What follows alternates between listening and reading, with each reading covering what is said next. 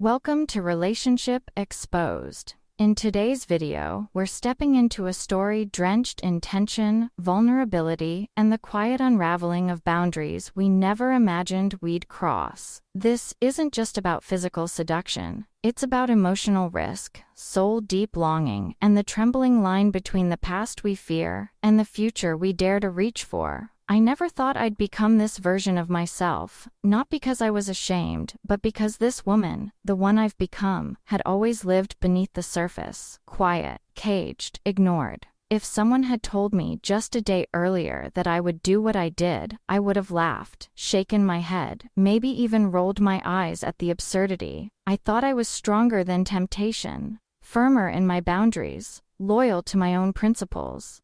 But that night changed everything. Not in a flash of recklessness, not in a wild, chaotic swirl of decisions, but in the softest unraveling, a surrender so quiet it almost felt sacred. The house was silent, not the cozy kind of quiet, but the kind that hums with expectation, like something was about to break open. The only sound was the slow, lazy spin of the ceiling fan, casting looping shadows across the hardwood floor. Each rotation seemed to echo with a question I hadn't yet formed, let alone answered. Earlier that evening, he had looked at me, not with a smirk, not with any practiced charm, just with eyes, raw, honest, lingering too long on my face, my hands, my silence, eyes that carried truths he didn't yet know how to say out loud. His mouth twitched as if words hovered just behind his lips, too heavy or dangerous to speak. And in that gaze I saw it all.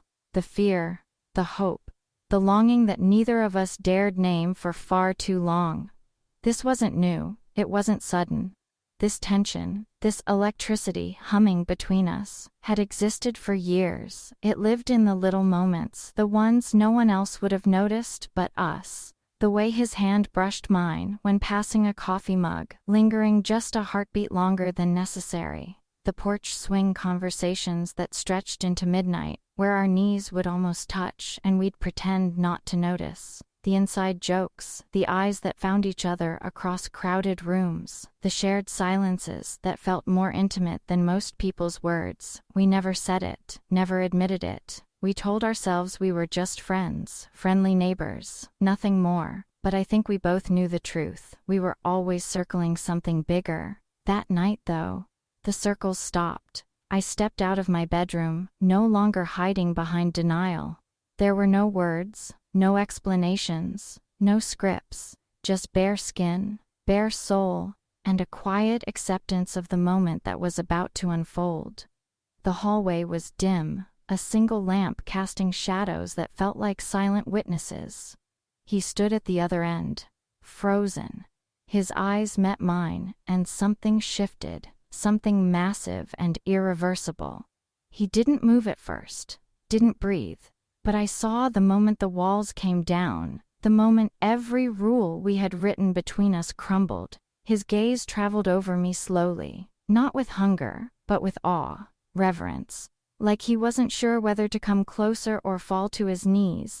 And still, he didn't touch me. His hands hovered near mine, inches away, held back by years of restraint, consequence, history. I could feel the war raging inside him. Touch her or turn away, speak or stay silent, leap or retreat. But I had already leapt, and I knew there was no going back. He leaned in, his breath trembling, warm against my face, close enough to kiss, close enough for every nerve in my body to scream for contact. But he held the space, and then, in that pause between inhale and exhale, he whispered something. Something I didn't expect, something that shattered the silence more than any touch could. But let me ask you, what do you think he said? Would you have done what I did next? Would you have leaned in, or turned away?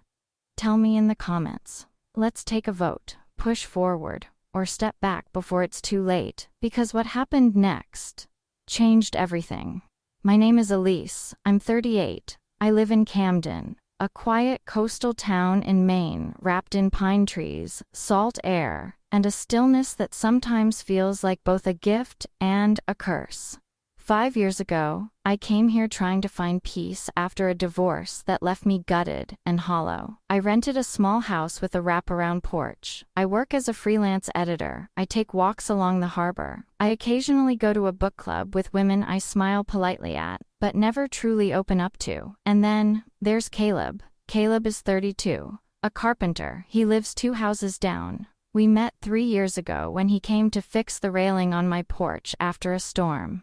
I remember the way his hands looked, steady, strong, a little calloused from the work he does. I remember his smile, half hidden, like he'd forgotten how to fully show joy. Since then, he became part of the rhythm of my life. We weren't lovers, we weren't really friends either. We were something in between, something deeper, quieter, almost something. We texted late into the night.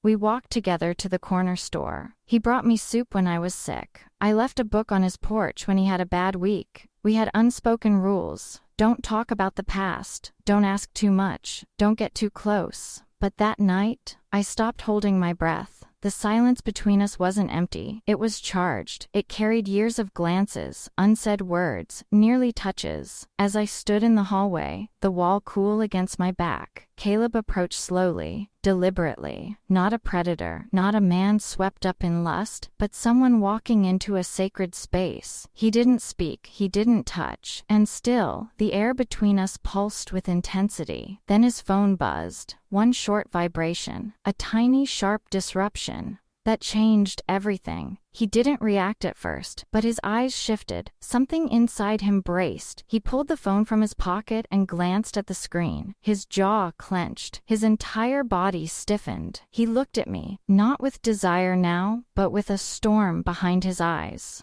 "I didn't want you to find out like this," he said. My breath caught. Find out what?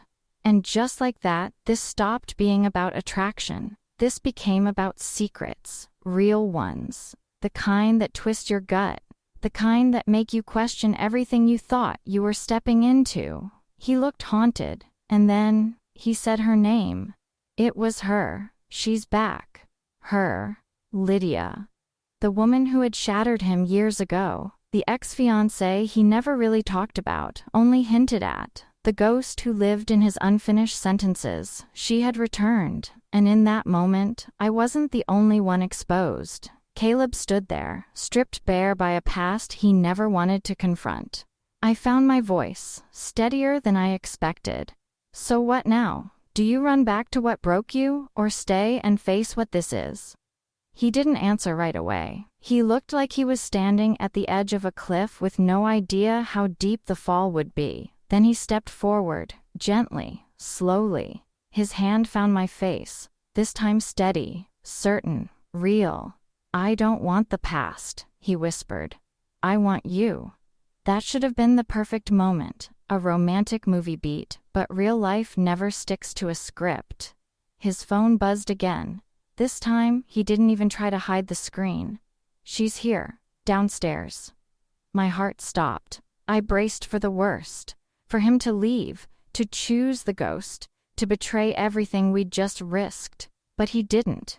He turned off his phone, placed it on the table, and looked at me with something raw in his eyes. Resolve. "I don't owe the past anything," he said, "but I owe you the truth."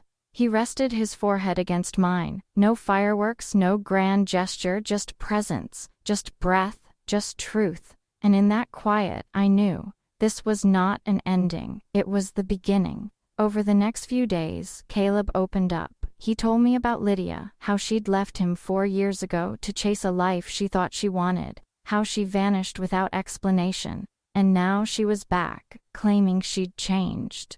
He had been ignoring her calls for weeks, unsure if he could trust himself not to fall back into the old wounds. But that night, he chose me. He chose to stay, not in a fiery rush, but in the small, solid steps of someone finally ready to move forward. We didn't dive into romance. We built slowly, deliberately, evenings on the porch, conversations about our fears, about how my divorce made me doubt if I was ever truly enough, about how Lydia's betrayal made him question his worth. We didn't fix each other. We simply saw each other, clearly, completely.